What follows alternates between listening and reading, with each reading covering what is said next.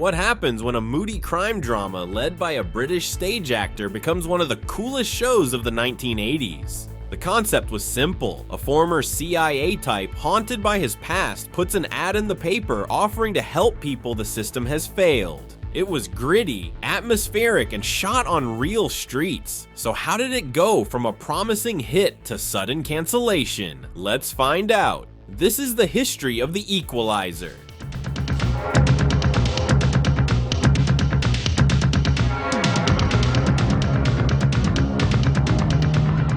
The Equalizer was created by Michael Sloan and Richard Lindheim, developed at Universal Television during the mid-80s. Its inspiration came directly from tabloid headlines, most notably the 1984 subway incident, when a man shot 4 would-be muggers on a train and became a symbol of public frustration.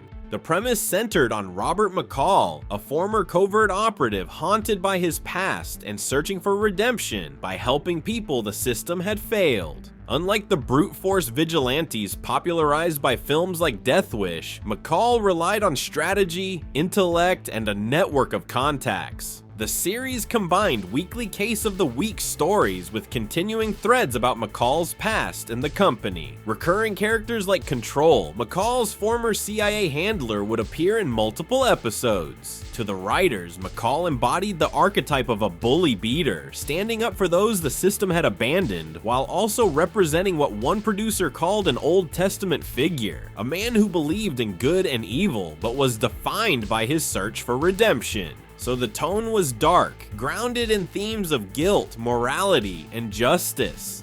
The music of the Equalizer became one of its defining elements. Stewart Copeland composed the score, bringing a mix of urgent percussion and moody synth textures that gave the series a distinctive edge. When Copeland eventually stepped away, composer Cameron Allen continued the work and maintained the high standard. The music was consistently praised by both viewers and industry professionals, adding an extra layer of intensity and atmosphere that helped set the show apart.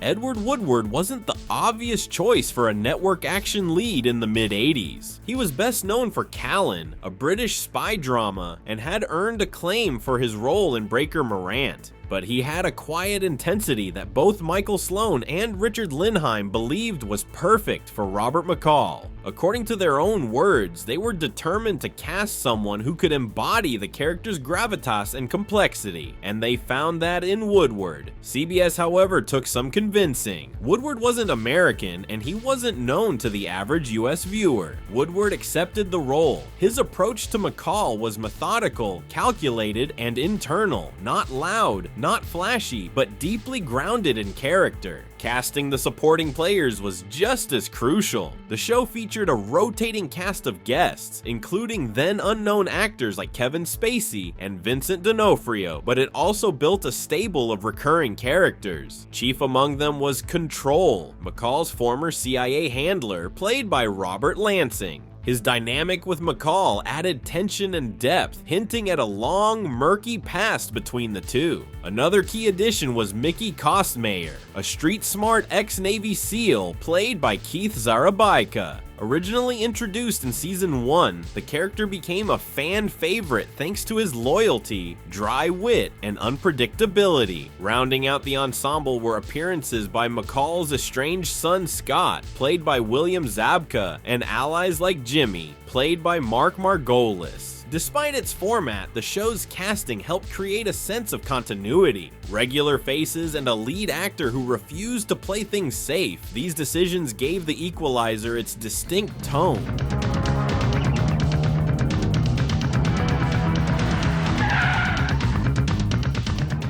The Equalizer was filmed entirely on location in New York City. The production emphasized naturalistic lighting, actual city streets, and real locations to achieve a gritty, grounded tone. According to one account, the crew was tightly budgeted, which made working on location even more demanding. Executive producer Coleman Luck, who helped define the show's tone, recalled that The Equalizer was a constant fight with CBS executives. He said, "It was a constant battle with CBS. We were trying to do something dark and real, and they were pushing for more conventional crime drama beats." Over the course of the series, several creative and logistical tensions emerged. Co-creator Richard Lindheim stepped back from active involvement after season 1, and Michael Sloan's role shifted, leaving Coleman Luck to take over as executive producer and showrunner. Writers clashed with CBS over McCall's characterization and the level of violence depicted in episodes. At one point, CBS requested that McCall show less emotional intensity and operate more like a traditional TV detective. Luck explained that this led to internal frustration among the writing staff, who had envisioned a more psychologically layered story. They wanted McCall to be more of a standard procedural character, and we were writing a haunted former operative with real trauma. During its run, Universal even considered linking The Equalizer with another of its hit shows, Magnum P.I. A crossover was discussed, but the idea never materialized, leaving it as one of those curious what-ifs from the show's production history. There were also practical obstacles. Edward Woodward suffered a massive heart attack in 1987 during production of the show's 3rd season. This health crisis forced the producers to write around his absence by bringing in legendary actor Robert Mitchum as a replacement lead. There were internal talks about using Mitchum to carry the series forward, but those ideas were short-lived. Instead, the producers introduced Richard Jordan as Harley Gage, another former operative who temporarily took on McCall's cases while Woodward recovered. Once Woodward returned, the series resumed its previous structure, but the tonal consistency had already begun to shift.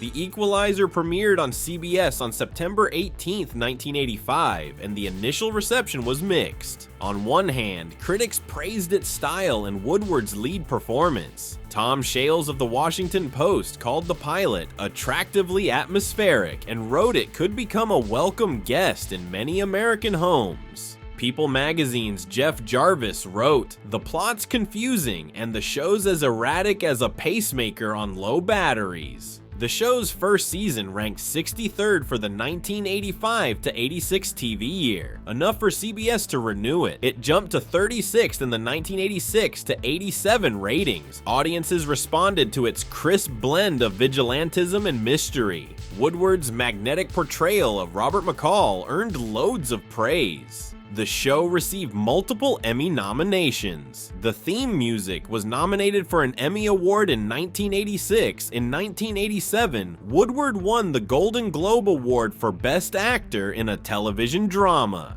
After 4 seasons on the air, The Equalizer ended rather abruptly, not purely due to ratings, but because of behind-the-scenes corporate conflict. By 1989, the show's viewership had dipped from its peak, with season 4 falling to 66th in the TV ratings, but CBS still initially renewed the series for a 5th season. However, a dispute arose between CBS and Universal, the studio producing the series. During the spring 1989 negotiations, CBS was also trying to renew the much more popular Murder, She Wrote, which was also a Universal production. Those talks turned contentious and costly, and as part of the fallout, CBS reversed its renewal of The Equalizer. The show became a bargaining casualty of a larger network studio row, leaving the cast and fans without a true series finale. Keith Zarabaika recalled, "We were actually told at the end of the 4th season that there would be another. In fact, I turned down Midnight Caller to stay with The Equalizer, and then lo and behold, we got the word that it was canceled." As one insider described, "We came to the end of that 4th season and Angela Lansbury's contract was up, and CBS desperately wanted Murder, She Wrote to continue, and they just held up CBS for a huge amount of money per episode. And CBS at the time said, okay, you're gonna pay the price, and the price is gonna be The Equalizer."